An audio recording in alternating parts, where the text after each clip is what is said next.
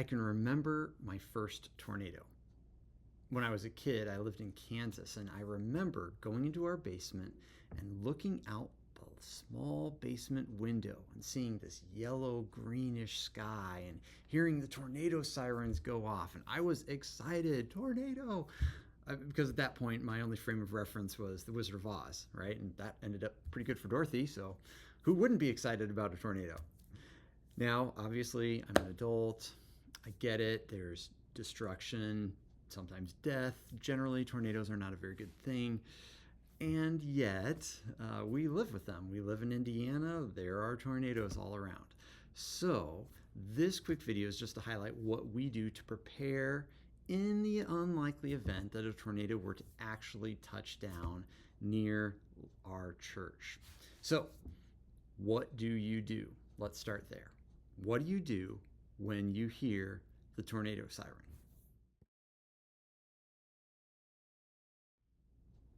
Well, actually, it doesn't usually start with a tornado siren, right? Usually, you get a tornado watch before you get a tornado warning.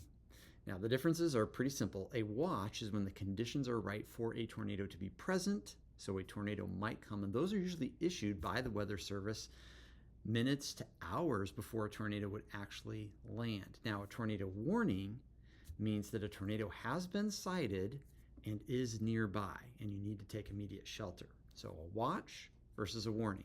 And usually before the sirens will go off, you'll get a buzz on your phone or some kind of notification that says, hey, a tornado watch is in effect for this county. We're in Marion County as a church. So if all of our phones started going off and we're notified, oh, there's a tornado watch, do we need to take shelter right away? No, but we need to be prepared to take shelter. So if there's a watch, we will communicate it to everybody just to make sure everybody remembers what to do, where to go.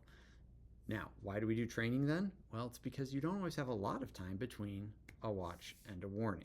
So there's two main things that you need to know about in order to be prepared for a tornado procedure. One is what to do. Two is where to go. What do you do? Well, first you stay calm and you get your kids to safety. That's the basic procedure. Stay calm, move to a safer spot. Where do you go?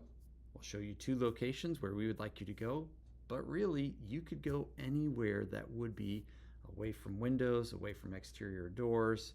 I mean, if it was an emergency and you were in a different part of the building, you just want to get inside lowest levels possible in a room without any exterior windows or walls. That's the general principle. For us, we have two locations depending on if you're working in the early childhood ministry or the elementary ministry. If you're working in the early childhood ministry, you will be sheltering in the center hallway. You've probably gone down the left hallway or the right hallway, but did you know that there is a center hallway that goes straight through the A-wing? It is behind the nurseries. So if you've ever noticed, there's that almost like an access hallway in the middle where there's some buggies and carts and miscellaneous things. That's the safest place in the A-wing because it's furthest away from the exterior walls. It's the first floor and there's no windows to the outside there. So if you are in A117, A115, either of our preschool rooms, if you're in our 3-year-old room, you want to move into the interior hallway. Now, if you're in a nursery with babies and 2-year-olds, you might be thinking, how do I transfer those? Don't worry about it. You are actually already in a safe place. You're in an interior room with no exterior walls, and any window access is facing away from an exterior wall. So you don't have to go anywhere. If you've got babies or 2-year-olds, keep them calm. You're okay. You don't have to go anywhere. That's great. Now, if you're in the elementary ministry, you are going to actually shelter in the game room, which is just next to the gym. The game room is large enough that it can hold our largest service with 80 to 100 kids at the 11 o'clock elementary, and it actually has some activities in there that you could do if you're in there for 30 minutes or 45 minutes. You would be able to get along just fine with that. There are no exterior walls there, and there are no immediate windows to exterior walls. So that is a safe room to go to. For either place, if you are taking your kids to those shelters, you need to make sure they are grouped so that we can easily figure out where kids are, and you need to count your kids. So if you have all the 3-year-olds, you need to have them sitting together, count the kids. We will be in contact. If you're in the elementary room, maybe have them separate by grades or boys, girls or something, count the kids. Because here's what typically happens. Usually there is a parent or some parents that think it's going to be safer for me to pick up my child and then drive outside where the tornado is. That's safer than keeping them inside. I don't know why some parents think that, but we usually do have one or two couple parents that want to pick up their kids if there's a tornado warning. If that's the case, we want to be able to show them where they are and do our normal checkout procedures. They still need a guardian tag. If they don't have a guardian tag, they need to show an ID or get a staff member to assist you, okay?